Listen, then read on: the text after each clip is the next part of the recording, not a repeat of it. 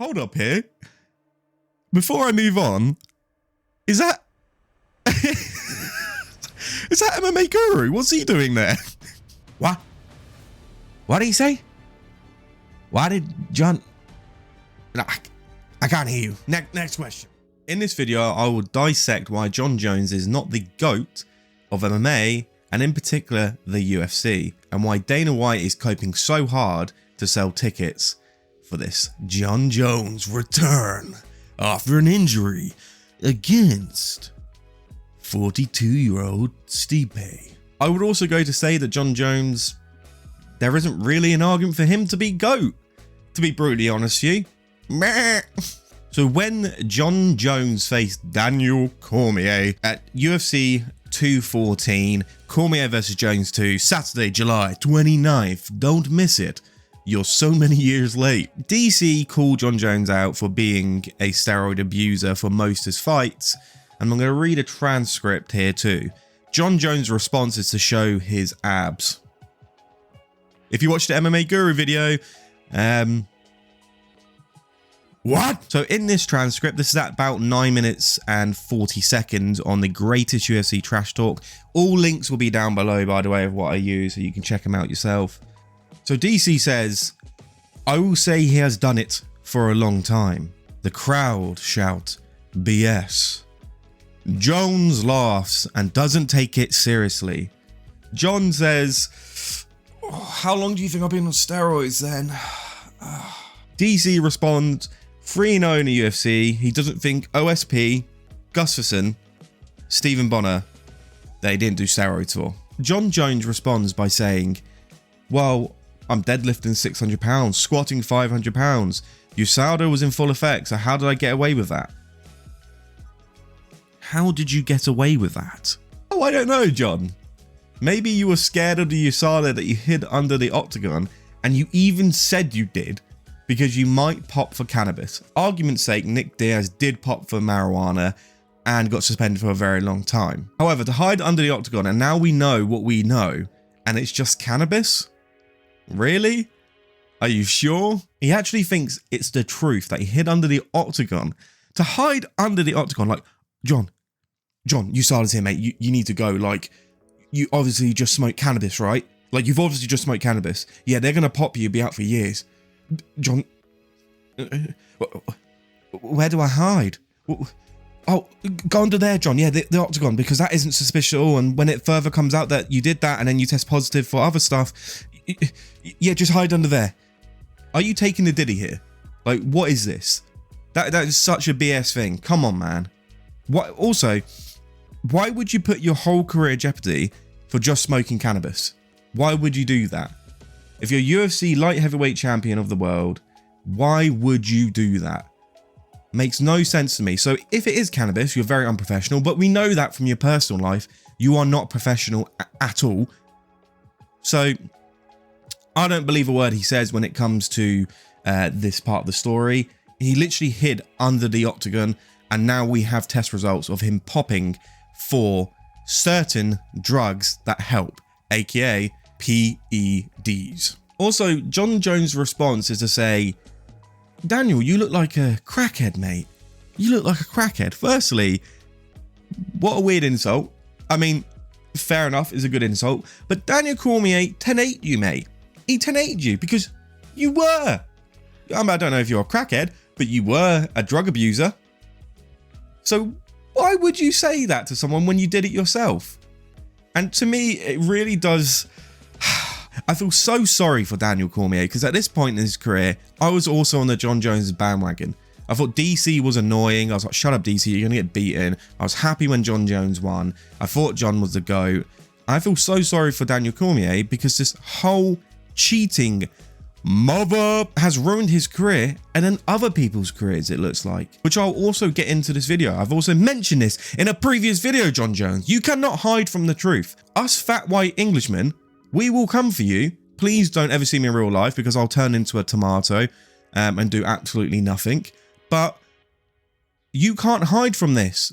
Just come out and be open about it, man. There's other things you should come out and be open about too. Also, while we have here is that they got DC to analyze the Jon Jones fight with him, as you can see here. I'm not going to play any audio because I don't want the UFC or anyone to copyright strike me, so I apologize. Once again, the videos are down below. View them at your own peril. And I know that Mr. DC is an analyst and commentator for the UFC. He's also fought both guys, so it does make sense to have him analyze this build up to the fight and potentially what's going to happen to the fight, because he's fought both of them. So it does make sense. But they got him to analyze also the second fight, the no contest. Why? It's a no contest. We shouldn't be looking at the fight as to what he did right and what he did wrong. And if they do that, because it does make sense to do that while thinking about this and speaking out loud, they need to say, well, Jon did pop for PEDs, regardless if that's going to affect the way people look at him going into the Stipe fight. He did that. He popped for PEDs. So, and it's a no contest, and it needs to be clarified that it's a no contest. This is once again just taking a massive dump on DC's career. DC is one of the best fighters we have ever had in the UFC. 5'10" at light heavyweight and heavyweight, and won both the titles, and hasn't popped for anything, and he seems like a genuinely good dude. I mean, look, even look at his Wikipedia photo. Look how happy he is. He just seems like a nice dude. And the UFC have kind of destroyed his career, and I wonder if the UFC knew they did that, so they gave him a commentator job. They gave him the analyst job. Now, he deserves to have that anyway, but what I'm saying is, looking at Daniel Cormier's career, it's really undermined by the losses and a no contest he had against Jon Jones. And to have DC try and be friendly towards Jon Jones and phone interviews and all this jazz to build up this fight, DC does not take disrespect lightly. As you can see here, it gets heated. He's also done this with Buckley too, just confronts him. DC is someone not to play around with because he will confront you. And the fact is that he knows all that work he's done has been destroyed by a PED cheat. He knows his career is overlooked by Jon Jones cheating, and so many other careers have been destroyed by Jon Jones cheating. Look at the fighters he's beat, controversially, to where they are now. Santos, Gustafsson, Reyes, Smith. Their careers have gone downwards. However, a comment did make me laugh. Jon Jones really pulled the Anthony Smith, you're attacking my family thing on Stipe. That made me laugh. You're attacking my family. So I guess Jon Jones is turning to Thanos and taking over other people's identities, and has now used that against Stipe. And Stipe probably just was like, what? He was probably just as confused when Anthony Smith said that before. What you want about? I wasn't there. I'm not attacking your family or kids. What? Are we also forgetting about the fact they moved a whole event, one whole event for Jon Jones, because the commission in Nevada was like, we are not having Jon Jones due to his drug testing from earlier that month. So the UFC had to move it to California. So not only did your drug testing affect fighters' careers, it's also affected the people that bought tickets that might have been the highlight of the whole year to go see you fight in Nevada. You've now moved it to California, and they potentially can't even get there. So their whole year looking, oh, you know what? I'm going to see Jon Jones fight in Nevada. That's near me. Oh, wait, he pops for PEDs and we got to move the whole event to California. So you ruined people potentially going to see maybe the only UFC event they're ever going to go to in their life because you pop for PEDs, and you're trying to say, hey, I didn't do any PEDs. Most of the fighters go the whole career without popping for anything, yet you keep popping for stuff. Now this point is just Dana White glazing Jon Jones, so it doesn't really matter as such, but we have to add it in because it's Dana White. However, it also does make sense. Look, if this man is in the UFC, Jon Jones, then he's pound for pound #1. He could be 102 years old. If he's active in the UFC, he's pound for pound #1. But why is Jon Jones running away from the interim heavyweight champion? And even interviewers trying to ask some questions about it. What? What did he say? Why did Jon... I can't hear you. Next question. But what's annoying with Dana White constantly saying that Jon Jones is #1, Jon Jones is this, it does show me through a tinfoil hat conspiracy theory is that you're going to protect him at any means possible. Moving events. You're ignoring all this PED stuff, ignoring all the court case he has. There are favoritism in the UFC, like with McGregor, Jon Jones. But this is insane that a sport just kind of ignores Jon Jones's cheating in the UFC octagon, outside the UFC's activities, and then also trying to run from Aspinall. Now, base Dana White did say they're going to fight Tom Aspinall, whoever the winner is. So that's based, but still. Moving on to also Jon Jones leaving the interview. As you can see here, I just decided to pick this guy's channel, Woods MMA. Shout out to you, mate. He does a review on Jon Jones leaving the interview because he doesn't want to be asked about Tom Aspinall. However, Adam, and there he is. That's Adam there. If you can see, he's got his hand behind his back. It's because he had a hat on. So he didn't want to be recognized by Dana White or anyone else. Hold up here. Before I move on, is that... is that MMA Guru? What's he doing there? Adam came in like an Avenger, like a superhero saving the day. It was like Superman. He took off his glasses and he was like, oh, fuck, it's Adam. This is awkward. So he ran away from an interview with Adam because he didn't want to be asked about questions about Tom Aspinall, which I can understand. It's a fight week. But the fact is you're avoiding Aspinall in every area you can talk about him. I'm not fighting Aspinall. I'm not doing this. And it must have been a shock when the boss said to you, whoever wins is fighting Aspinall, which then alludes to the fact, are they both going to retire? But it might be a whole build-up that Jon Jones wanted to build, the fact that I'm not going to fight him, ends up fighting, beating him and going, look, the reason I didn't want to fight him is because I just destroyed him, which is fair play to you. Which Tom does say, hey, oh, if you beat me, then you're the better man. But apparently Tom Aspinall is rude and doesn't want to do any business with him yet. Bruv, there is so much you've done that is insane. And you're talking about you don't want to do business with someone that's rude. What we're going to look at, if you don't know who this is, it's More Plates, More Dates. He is, you know, he's a godsend to the gym community, the Delt Star himself. He breaks down why he believes Jon Jones was cheating, and he doesn't believe the fact that Jon Jones' excuse was it was just a tainted supplement. Okay, I've kind of regurgitated what he said, but I'm gonna read out the transcript that I've written down here. So it's not 100% accurate, but it gives you the details. Okay, so firstly, Jon Jones blocked More Plates, More Dates. Why would you block someone that gives out information? Look, this is the test results. This is the study that's been done. The evidence given means that it has to be this, or I think it's this, through the evidence that I've seen. Why would you block someone that has evidence, that talks in depth about this, and you block him? If he was wrong, you would have a rebuttal pretty easily to say that. So for me, it's an admission of guilt to block someone that isn't going after you by your previous actions outside the octagon. He's gone, this is the data, the scientific data. They use this to monitor it and to get the results. And this is my opinion through my own experience in this subject. Also, indirectly, what other people are saying. Okay, so that doesn't look good on Jon Jones. I'm sorry if I'm going to pronounce these words wrong. They're going to get pronounced wrong, so deal with it.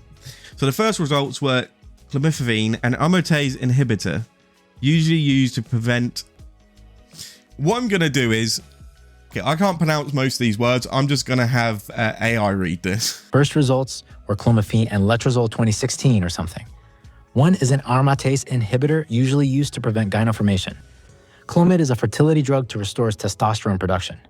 Then after testing positive to Turnaball, and then after the pulsing. Nowitzki talks about this pulsing. M3 metabolite, he refers to the research USADA used the reference point of CL-amide pulsing as a kind of a proxy to exemplify drug that stores itself in fat tissue and pulses over time. Clomid has never pulsed in Jon Jones' system, but Turnaball has Clomid that can pulse, never pulsed for him. Why? Isn't Clomid pulsing? ICRS documentary is what was able to start to see the pulsing of longer-term metabolites, M3 testing. Prior to that, athletes were going undetected, which was proved in CL-amide data. MPMD, personal opinion amount of Turnaball was small, was underground.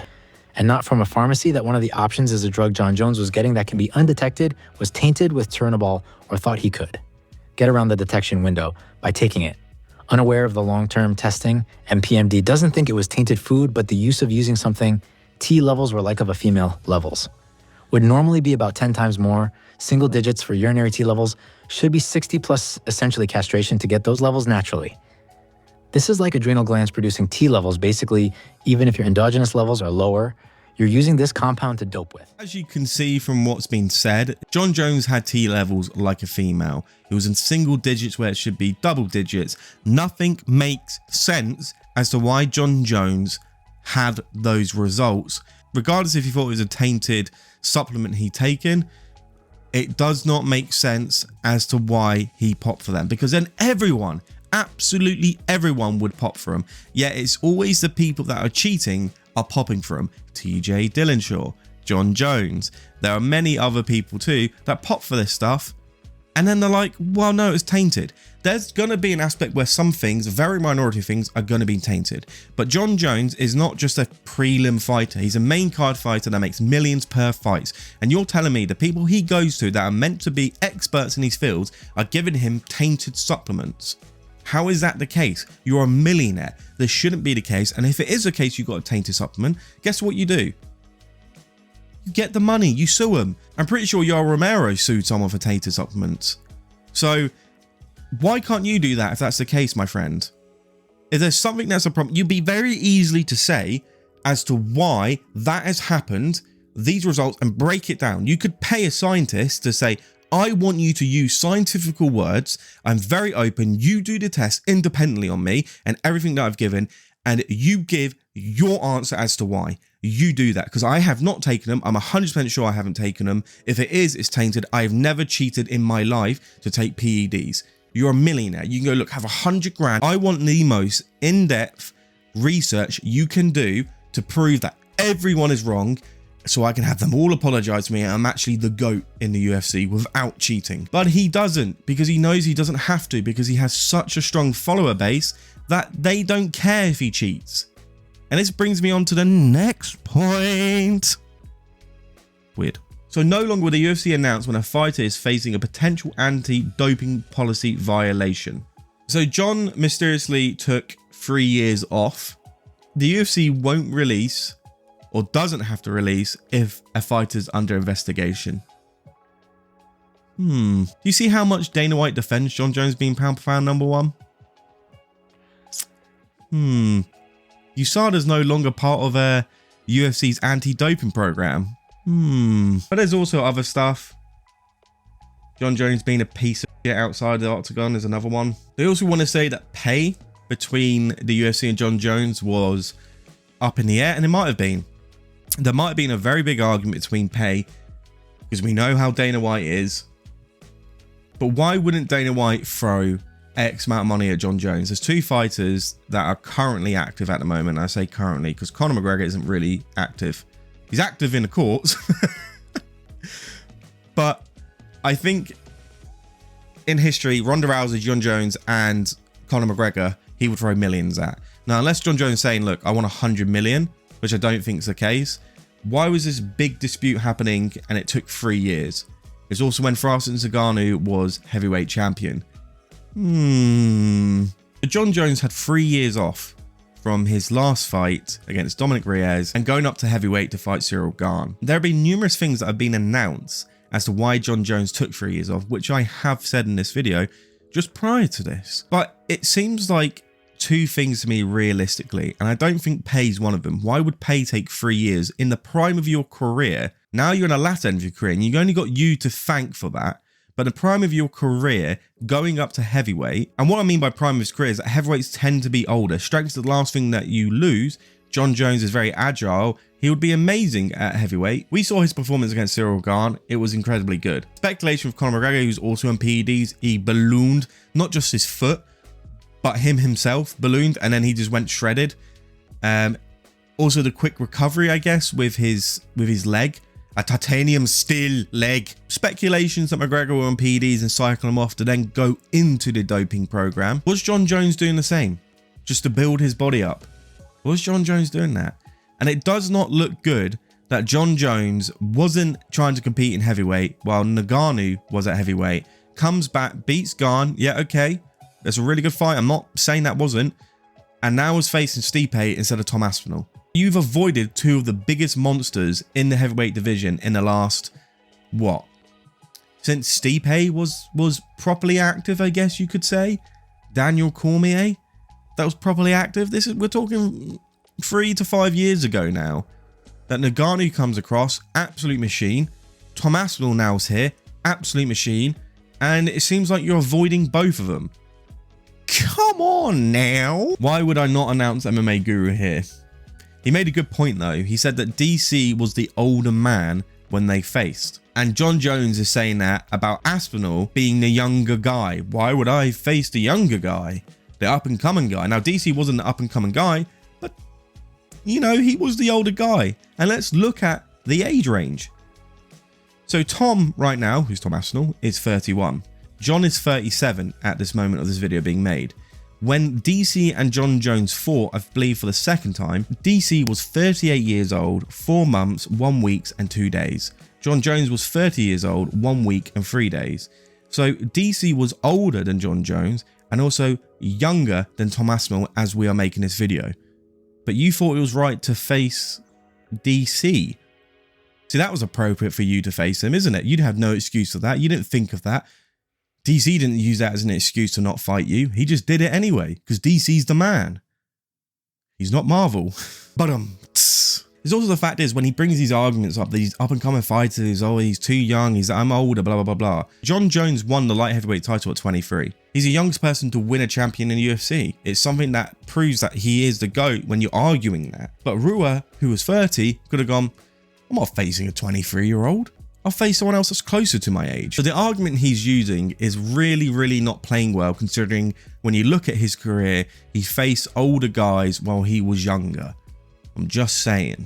Now, I'm not just talking about Jon Jones's PEDs when it comes to him not being the GOAT at the UFC, because we can see here, 8 years ago, a 2-minute video of Jon Bones Jones, I have to word this correctly, putting his finger in the eyes of other fighters while fighting. Jon is just known to put his fingers in people's eyes while fighting.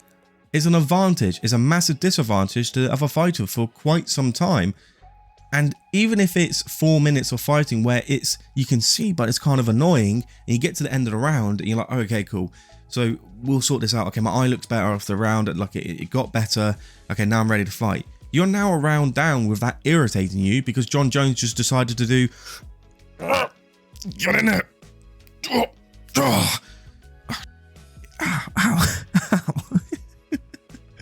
You know, like, ridiculous. Like, come on, man. Like, I know a lot of fighters will have, you know, ums and ahs with how they fight, because it's very hard to not just accidentally in a career of your fighting to not just do that, or you're trying to push him away, or, you know, you're trying to do whatever movement and your eye accidentally slips in there. Yeah, that's true. But if you look at the picture, why the hell is his whole arm out like this? And he's clearly, you know, his hand is here. His finger should be nowhere near someone's face like that. Like, come on, that's a massive advantage. That to me is another argument as to why he's not the GOAT, because that really does affect fighters. So we have two other fighters that I would say rank above Jon Jones as being the GOAT. Now, it depends who you ask, who's better than who. We have Mighty Mouse, Demetrius Johnson, 31 wins, 4 losses and 1 draw. Absolutely amazing fighter. Now, you could say that his division wasn't as exciting. It wasn't as stacked as light heavyweight that Jon Jones went against. But also, he never tested positive for PEDs. GSP. Now, GSP did have 2 fights that were controversial. The biggest one was Johnny Hendricks. I say he would have lost that. And then it was just some random fight from 2002. Doesn't really matter. GSP at the time, as you can see, it's considered boring. He did seem like he lost the fight. I would say he lost the fight. It's an argument against GSP, but GSP never tested positive PEDs. Now, as an argument when he went against Bisping, on PEDs, been out for so long, I don't know. The good thing about GSP, this is an article in 2014. It's one of the reasons why GSP didn't want to return. Personally, I'm not interested in coming back if there's nothing done in that regard. You then look at it 4 years later, he's still saying it's still easy to beat the drug test even now. So GSP, even this 4-year gap, 2014 to 2018, this is when Jones was, you know, testing positive for PEDs. He is saying that I don't want to return because so many people cheating to get away with it. And then 4 years later, it's still easy to cheat. My big point is why Jon Jones isn't a GOAT, and I am excited to see him versus Stipe. I'm not going to wait till 4 in the morning. I'm going to watch it in the morning and not ruin my whole sleep schedule and hear the birds twerping when I see Jon Jones doing a TikTok dance over Stipe's unconscious body while avoiding eye contact with Tom Aspinall, and he's a multi-millionaire. And then I sit there and I'm like, wow, I've just destroyed my whole sleep schedule and I've got to go work for minimum wage in my job on Monday. Yay. We look at the PEDs. We look at Dana White favoritism. We look at his eye poking. We then look at him running away from Francis Ngannou, running away from Tom Aspinall. Even in interviews as of recent, he doesn't even want to have questions asked about him. For some reason, he now has the more high ground. Sorry, 6. He then has the more high ground to say he doesn't want to do business with a bad person. Jon Jones, the hit and run incident. What are you doing, mate? The police getting called on you? Come on now. About your wife? What are you doing? He just wants to fight. Tom literally goes, hey, oh, if you beat me, you're the better man. I'll shake your hand. He just wants to fight you. He's the interim heavyweight champion. Well, what do you expect? Him just go, you know what, John? You're right. I'm not going to fight you.